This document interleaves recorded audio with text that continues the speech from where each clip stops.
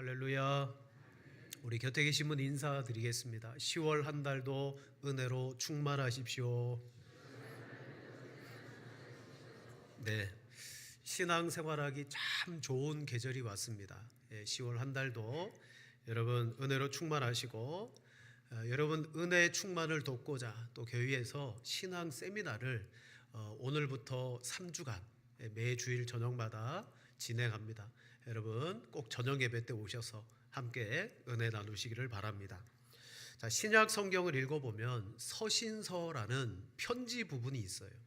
근데 이 서신서는 100% 누구에게 쓴 거냐? 예수 믿는 신자들에게, 교회들에게 이 편지를 쓰고 있습니다. 그래서 때로는 신앙이 좋은 성도를 향하여서는 칭찬합니다. 아름답고 복된 신앙생활을 이루어가는 교회에 대해서는 주님께서 인정해 주십니다. 그러나 말로는 내가 믿노라 라고 말하지만 실제 믿음의 삶의 능력이 나타나지 않는 교회나 성도에 대해서는 책망합니다. 그리고 다시 한번 그 믿음을 확인하라 라고 우리에게 메시지를 주는 것을 보게 됩니다. 저는 이 시간 여러분들에게 질문해 봅니다. 여러분 자신에게 고백해 보십시오. 나는 진정한 그리스도인인가? 나는 진정한 그리스도인인가? 여러분 우리는 살면서 이 질문을 꼭 던져봐야 됩니다. 왜냐? 이 질문의 대답 여하에 따라서 우리의 영원한 운명이 결정되는 거예요. 또한 이 질문을 내가 하지 않고 회피한다면 반드시 하나님 앞에 가서 주님이 물으실 겁니다. 당신은 그리스도의 사람인가? 여러분 과연 예수님과 나는 어떤 관계입니까? 한 번은 예수님께서 가이사랴 빌립보 지방에서 제자들에게 물었어요. 사람들이 나를 누구라 하냐? 그러자 제자들이 말합니다. 더러는 세례 요한, 더러는 엘리야, 더러는 예레미야나 선지자 중 하나입니다 라고 말하더이다. 여러분 사람들은 예수님을 여러 선지자 중에 한 사람으로 여겼어요. 존경했어요. 그러나 예수님은 제자들에게 다시 질문하죠. 너희는 나를 누구라 하느냐? 이때 베드로가 우리가 잘 아는 고백을 합니다. 주는 그리스도시요 살아계신 하나님의 아들이십니다. 여러분 신앙생활이라는 것은 내가 예수님을 누구로 믿고 있고 또한 어떻게 순종하며 살아가느냐, 이것이 우리가 살아왔던 신앙생활입니다. 나와 예수님과의 관계, 성경은요 이것이 대단히 중요한 관계라고 말씀하세요. 왜냐? 나와 예수님이 관계를 가질 때 거기에는 나와 하나님과의 관계도 들어있기 때문이죠. 왜 그렇습니까? 예수님은 하나님이십니다. 나를 본 자는 아버지를 보았거늘 나 외에는 아버지께로 갈 자가 없다. 예수님이 길이십니다. 그래서 오늘 내가 예수님과 영적인 관계를 가지게 되면 동시적으로 하나님과도 깊은 관계를 맺는 것입니다. 반드시 오늘 우리 인생의 운명을 결정할 질문, 당신은 그리스도인입니까? 여러분 우리는 이 그리스도인의 확신을 가져야 되겠습니다. 예수 그리스도께서 우리 안에 계신 것이 확신되어져야 돼요. 여러분 한번 신앙생활 하시면서 객관적으로 주관적으로 이걸 확인하려고 노력을 해보셨습니까? 만약 그렇지 않다면 우리는 스스로 착각하며 참된 신앙인이야 라고 착각하며 신앙생활을 할 수 있어요. 혹여 이단들처럼 거짓 신앙에 빠져 있는데 자기는 신앙이 좋은 줄로 그렇게 생각하며 살아갈 수 있다는 거죠. 여러분 그런 신앙을 위선적 신앙이라고 말합니다. 우리는 이 위선적인 자리에서 착각하고 신앙생활하고 있다가 방심하다가 하나님 앞에 심판의 보좌 앞에 딱 갔을 때 그때 우리가 비로소 그 질문을 받을 때 우리 속에 그리스도가 없구나 라고 드러날 때 여러분 우리는 모든 인생을 송두리째 잃어버리는 거죠. 왜? 나는 예수님을 잘 믿고 신앙생활을 잘한다고 생각했는데 하나님이 보시는 예수님이 내 속에 없어요.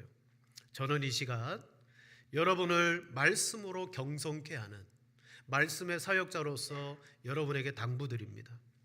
히브리서 기자는 이렇게 말했습니다. 너희를 인도하는 자들에게 순종하고 복종하라. 그들은 너희 영혼을 위하여 경성하기를 자신들이 청산할 자인 것 같이 하느니라 라고 말합니다. 너희를 인도하는 자들에게 순종하고 복종하라. 왜냐? 그들은 너희 영혼을 위해서 경성하기를.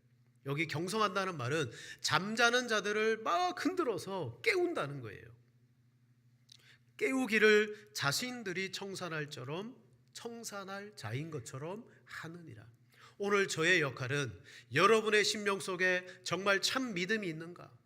아니면 위선적인 신앙을 가지고 있다면 다시 한번 일깨워서 바른 신앙으로 인도해야 될 책임이 저에게 있는 줄로 믿습니다. 제가 이 책임을 다하지 않으면 여러분은 보좌 앞에 가서 하나님 앞에 그럴 겁니다. 한 번도 저에게 그걸 물어본 사람이 없는데요. 한 번도 저에게 이게 거짓 신앙이라고 가르쳐 준 사람이 없는데요. 자, 미리 성경은 우리에게 경고합니다. 여러분, 이 땅에서 상상할 수 있는 최악의 인생이 있습니다. 야, 이 인생 정말 최악이다. 그게 어떤 인생이냐면 자신은 평생 그리스도인인 줄로 알고 신앙생활하며 살아왔지만 마지막에 가서 자기가 참 그리스도인이 아닌 것으로 밝혀질 때, 여러분, 이것이 참 최악의 인생이에요. 왜 그렇습니까? 예수 믿지 않은 사람은 자연적으로 자기 욕심을 따라서 욕망을 쫓아서 어떻게 해서든 인생을 즐깁니다. 그들은 이 세상이 천국인 거예요. 그런데 자기가 참 신앙인인 줄로 알았는데, 그래서 종교적인 삶과 율법적으로 자기를 억누르고 그렇게 살아왔는데 막상 하나님 앞에 갔을 때 내가 참 신앙인이 아니라는, 여러분, 이것이 최악의 인생이에요. 상상조차 하기 싫은 그러한 인생이더라는 거죠. 그래서 성경은 곳곳에 믿는 자들을 향하여 이 편지를 쓰지만 그들의 믿음에 대해서 뭐하라? 시험해봐라, 확증해봐라, 그런 말씀들이 있어요. 자, 우리 고린도후서 13장 5절의 말씀 같이 한번 읽겠습니다. 너희는 믿음 아래 있는가? 너희 자신을 시험하고 너희 자신을 확증하라. 예수 그리스도께서 너희 안에 계신 줄을 너희가 스스로 알지 못하느냐? 그렇지 않으면 너희는 버림받은 자니라. 아멘. 자, 너희 자신을 시험하고 확증하라. 왜 이런 말씀을 했을까요? 실은 초대교회 안에도 신앙의 위선자들이 존재했기 때문이에요. 초대교회는 환난과 핍박 속에 아름다운 공동체를 세워 나갔습니다. 그러나 거기에도요, 참 신앙과 거짓 신앙의 사람들이 섞여 있더라는 거죠. 그래서 사도 바울은 디모데에게 말합니다. 디모데야, 경건의 모양은 있지만 경건의 능력을 부인하는 자들에게서 내가 돌아서라.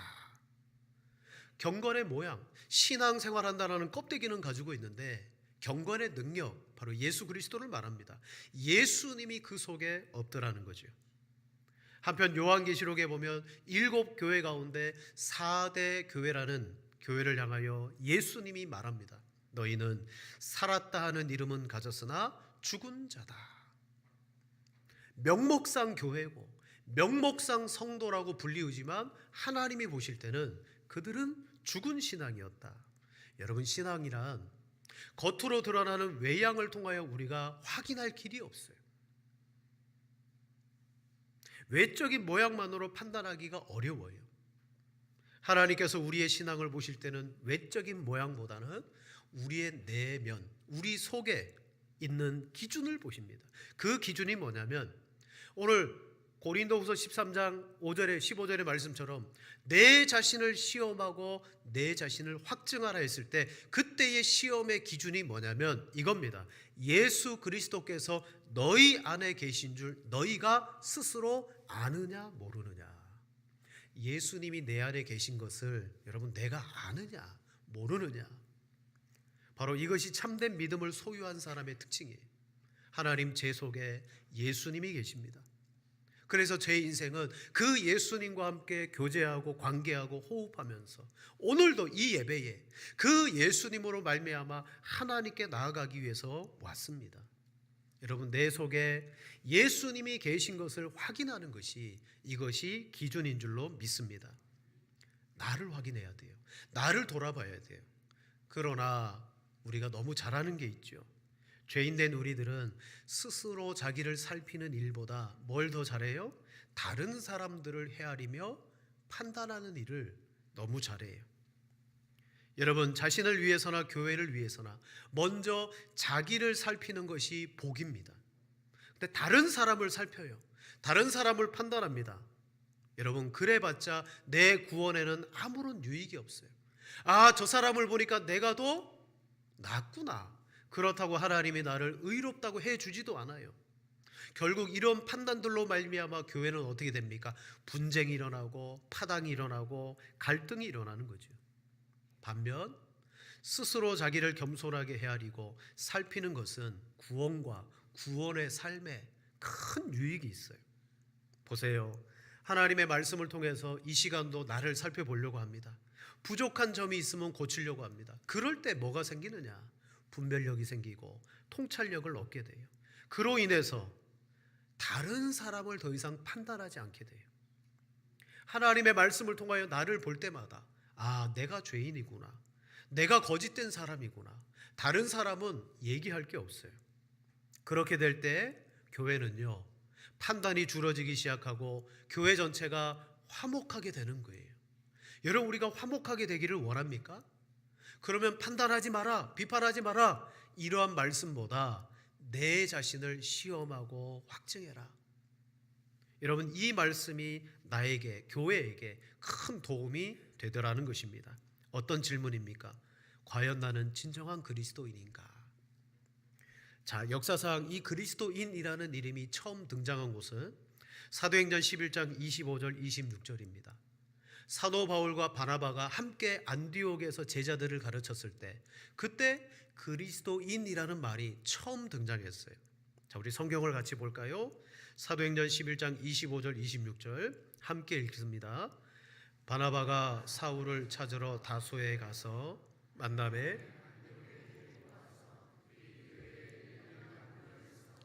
그 무리를 가르쳤고 제자들이 안디옥에서 비로소 그리스도인이라 일컬음을 받게 되었더라. 아멘. 이 두 사람의 1년 동안의 동력으로 제자들이 만들어졌고 이 제자들이 세상 사람들에게 야, 저 사람들 그리스도인이야 라고 불려지게 되었어요. 여러분, 제자는 누굽니까? 주님 말씀하신 대로 이 땅에서 자기를 부인하고 자기의 십자가를 지고 오직 예수님만 바라보고 따라가는 사람이 제자들이에요. 그들이 예수님의 제자로 그렇게 따라가고 살아간 결과 어떻게 불려졌다고요? 그리스도인이다.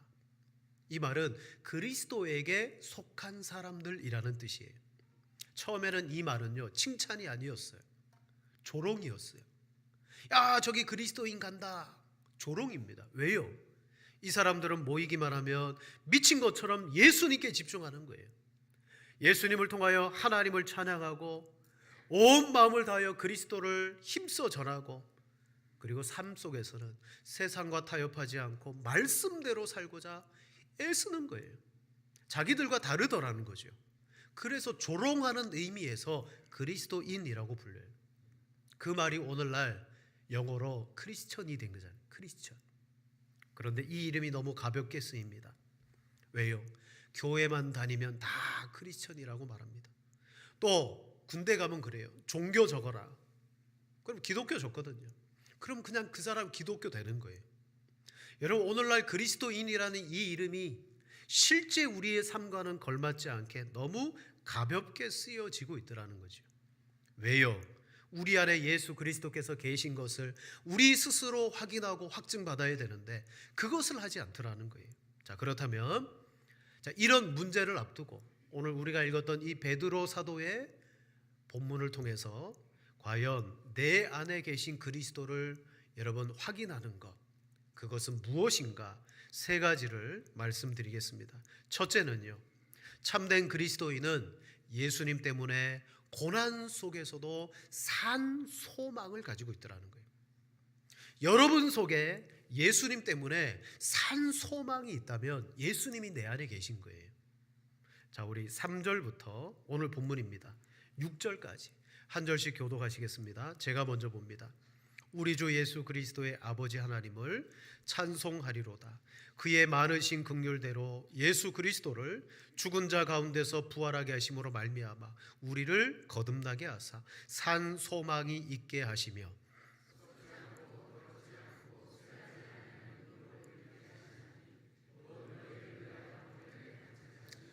너희는 말세에 나타내기로 예비하신 구원을 얻기 위하여 믿음으로 말미암아 하나님의 능력으로 보호하심을 받았느니라.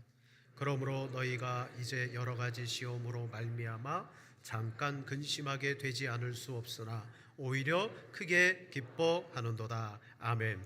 여러분, 이들은 소아시아 지역에 흩어져서 겨우겨우 신앙생활하고 있는 나그네 된 성도들입니다. 왜 이들은 이런 흩어짐을 당했습니까? 모여서 함께 힘을 내서 서로 끈끈한 신앙생활을 하면 얼마나 좋아요. 그런데 피치 못할 사정으로 흩어졌어요. 왜요? 그들이 예수님의 제자가 되고 진짜 그리스도인으로 살아가다 보니까 세상이 이들을 비난하고 공격하더라고요. 여러분, 오늘날 그리스도인이 세상으로부터 비난과 공격을 받는 것은 두 가지 이유가 있어요. 초대교회 때는 왜 비난받았습니까? 세상과 너무 다르기 때문에 달라서 비난받았어요. 그런데 오늘날 교회와 그리스도인들이 동일하게 세상으로부터 비난받습니다. 왜 비난받습니까? 그 이유는 세상과 너무 같아서. 지금은 세상과 너무 같아서 비난받아요. 자, 초대교회 때는 세상과 달랐어요. 내 안에 계신 예수님이 계셨어요.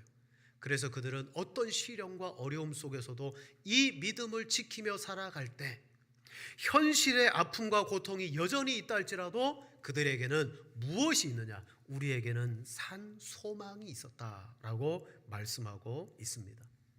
그 소망 때문에 도망자의 삶을 살았고 순교자의 삶을 살았어요. 그 소망이 뭘까요? 여러분, 이 세상이 우리의 소망이 아니에요. 하나님께서 예수님을 통하여 우리에게 복 주시는 세상은 이 세상이 아니죠. 자, 우리 성경을 보십시다. 고린도전서 15장 19절 말씀. 만일 그리스도 예수 안에서 우리가 바라는 것이 다만 이 세상의 삶뿐이면 모든 사람 가운데 우리가 더욱 불쌍한 자이리라. 아멘. 여러분, 우리가 예수 믿고서 이 세상의 윤택한 삶, 예수님 안에서 이 세상의 복된 삶, 그것만 가지고 신앙생활하는 것이 아니에요. 우리에게는 진짜 소망이 있는데 어디에 있느냐? 영원한 부활이더라는 거죠. 예수님께서 부활하신 것처럼 우리가 새하늘과 새 땅에서 영원한 하나님의 나라에서 부활의 몸으로 살아가는 것. 자, 우리 성경 한 절을 더 보겠습니다. 고린도후서 4장 8절과 9절입니다. 같이 한번 봅니다. 우리가 사방으로 우겨쌈을 당하여도 쌓이지 아니하며 답답한 일을 당하여도 낙심하지 아니하며 박해를 받아도 버림받지 아니하며 거꾸로 들임을 당하여도 망하지 아니하고. 아멘. 사도 바울이 표현한 이 표현은 뭐예요? 세상과 다른 예수님이 내 안에 계신 성도들의 삶이에요. 간단히 말씀드리면 온 사방으로부터 우겨쌈을 당하는 그러한 삶을 이들이 살아갔지만 그러나 우리들이 낙심하지 않는다, 망하지 않는다. 왜 그렇습니까? 14절 15절에 말합니다. 주 예수를 다시 살리시니가 예수와 함께 우리도 다시 살리사 너희와 함께 그 앞에 서게 하실 줄을 아노라. 아멘. 예수를 살리시니가 우리도 그 앞에서 살리사 서게 하실 줄 믿는다. 사랑하는 성도 여러분, 우리가 살아갈 때 예수 믿으면 여러분 고난이 오고 시련이 와요. 그럴 때 우리는 그 고난과 시련 앞에 무릎 꿇지 않습니다. 무엇이 있어서? 산 소망이 있는 거예요.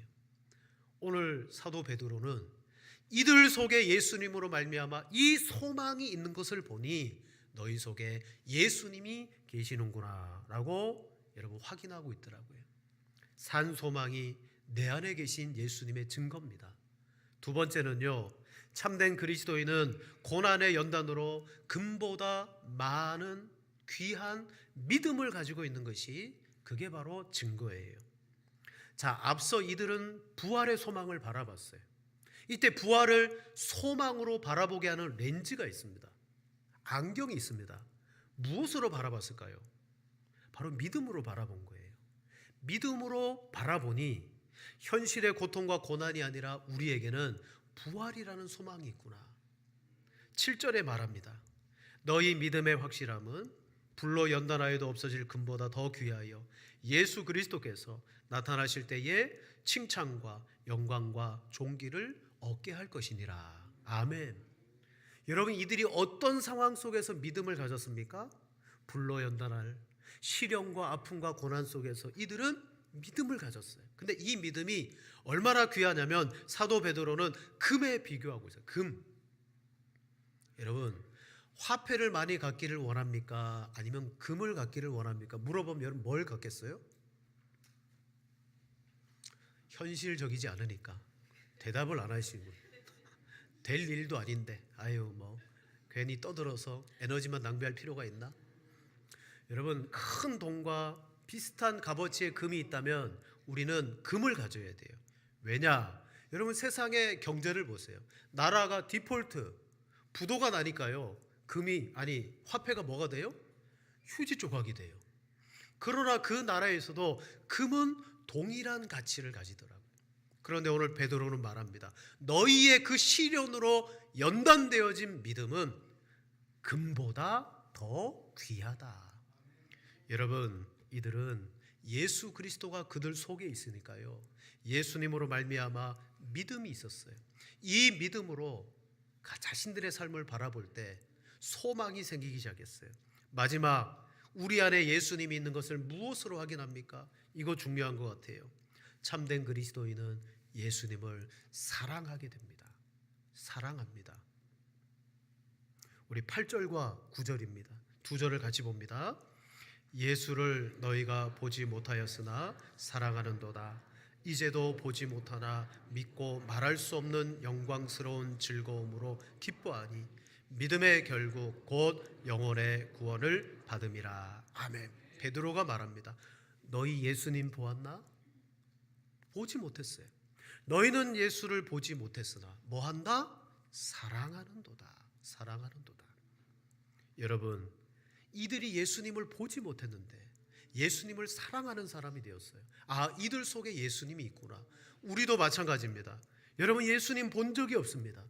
동일하게 우리도 예수님이 우리 속에 있다는 걸 무엇으로 확인하느냐? 여러분이 예수님을 사랑하는 것이에요. 예수님을 사랑하는 것. 실은 사도 베드로는 예수님과 함께 했어요. 주님이 어떤 분인가를 그는 3년 반 동안 경험한 결과 그 속에 사랑이 있었습니다. 그가 3번의 실패를 겪고 예수님이 찾아오셨을 때 질문했습니다. 시몬아, 내가 이 사람들보다 나를 더 사랑하느냐? 주님, 그러하나이다. 내가 주님을 더 사랑하는 줄 아나이다. 여러분, 실제 예수님을 만나서 사랑하는 사람이 예수님을 보지 못하고 살아가는 사람보다 더 깊이 사랑할 것 같죠. 그러나 예수님은 그렇게 말씀하지 않습니다. 이렇게 말합니다. 너는 나를 본고로 믿느냐? 보지 못하고 믿는 자들은 복되도다. 여러분, 이게 무슨 말이에요? 우리는 예수님을 만난 적이 없습니다. 예수님을 본 적이 없습니다. 그러나 그 예수님을 사랑할 수 있다라고 말해요. 여러분, 정말 예수님 사랑하십니까? 예수 그리스도를 사랑하는 사람은 그 안에 예수님이 계십니다. 자, 우리 속에 어떤 환경과 어려움 속에 부활의 산 소망을 가지고 있는 사람, 어떤 시련과 어려움 속에서도 연단되어진 믿음을 가진 사람, 또한 그 예수 그리스도를 사랑하는 사람, 그런 사람들은 내 안에 예수님 계신 것이 확인되는 사람이에요. 거기에 하나를 더 더하자면 어떤 사람일까요? 여러분, 이 사랑은 순종으로 확인되어질 수 있어요. 마지막으로 순종입니다. 정말 예수님의 말씀을 따라서 순종하는 사람은 그 속에 누가 계신가? 예수님이 계셔요. 이렇게 말합니다. 내 계명을 가지고 지키는 자라야 나를 사랑하는 자니 라고 말했어요. 우리가 아무리 하나님 앞에 예배드리고 아무리 하나님 앞에 복을 구하고 살아가도 내 삶 속에 주의 말씀을 따라서 순종하지 않는다? 그 사람은요, 그 믿음은 야고보는 말합니다. 죽은 믿음이다. 야고보 2장 18절에 말하기를, 어떤 사람은 말하기를 너는 믿음이 있고 나는 행함이 있으니 행함이 없는 내 믿음을 내게 보이라. 나는 행함으로 내 믿음을 내게 보이리라. 아멘. 여러분이 행함으로 구원받는 건 아니에요. 중요한 것은 아무리 주여 주여라고 외쳐도, 아무리 하나님을 향하여 그 이름을 부르며 나가도 야고보의 말씀에 의하면 행함이 없으면 죽은 믿음이다. 왜냐? 귀신들도 예수님을 믿고 떠느니라 라고 말했어요. 귀신들도 하나님을 두려워할 줄 압니다. 그런 것처럼 귀신도 두려워하는 하나님을 우리도 그렇게 섬기는 것과 똑같아. 진짜 예수님이 내 안에 계신가? 여러분 확인하기 위해서는 어떤 말씀을 듣든지 여러분 행함과 순종함으로 나아가는 성도가 예수님 계신 성도인 줄로 믿습니다. 영국에 에드워드 모우트라는 사람이 있습니다. 그는 선술집에서 태어난 아주 비참한 인생의 사람이었어요. 나이가 되어서 그는 가구 공장에 들어가서 가구 공장에서 일을 하게 되었습니다. 그러다 보니까 젊은 시절부터 열등의식, 반항심, 불평과 원망, 그런 것이 가득 차 있었어요. 그의 삶에 정말 의미가 없었고 그는 삶에 소망이 없었어요. 그러던 어느 날 한겨울 런던 거리를 배회하다가 예배당에 들어가고 싶은 마음이 딱 생겼어요. 예배당에 들어갔을 때 마침 목사님이 요한복음 3장 말씀을 가지고 거듭나야 된다. 사람이 거듭 태어나지 아니하면 하나님의 나라를 들어갈 수가 없다 라는 말씀을 듣고, 그래 거듭나자 라는 강렬한 마음의 소원이 그 속에 일어납니다. 뭐냐면 성령께서 그 마음의 문을 열어주시고 물과 성령으로 예수 그리스도를 믿게 하신 거죠. 자, 이 에드워드 모우트는 그렇게 거듭남을 체험합니다. 그리고 나서 그의 삶이 변화되기 시작했어요. 그는 일기에다가 이렇게 기록합니다. 내 망치 소리는 이제 노래하기 시작했다. 내 망치는 이제 춤을 춘다. 그리고 내 눈동자는 생기가 돌고 내 마음속에는 생수가 솟는다. 예수께서 내 마음에 오셨기 때문이다. 나는 거듭났다.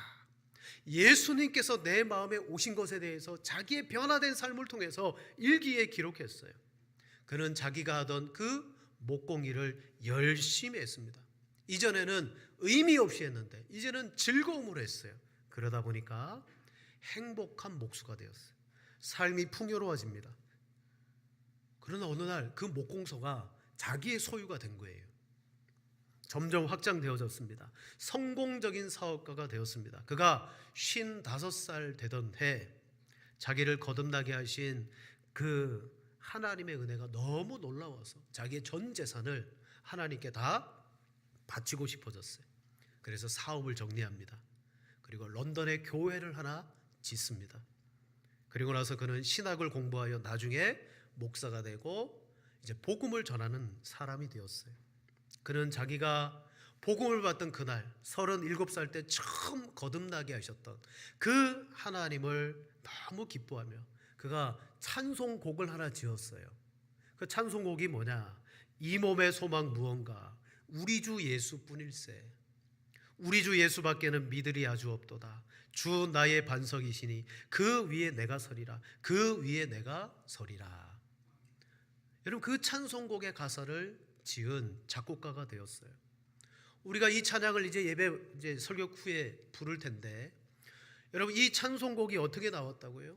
내 마음 밖에 계셨던 예수님께서 그의 젊은 인생에 그의 마음속에 들어오셔서 예수님 계신 인생이 되었을 때 그의 삶이 변화되었습니다. 소망이 뭔가? 소망이 생기게 되었고 믿음이 일어나게 되었고 그리고 주님을 사랑하게 되었어요.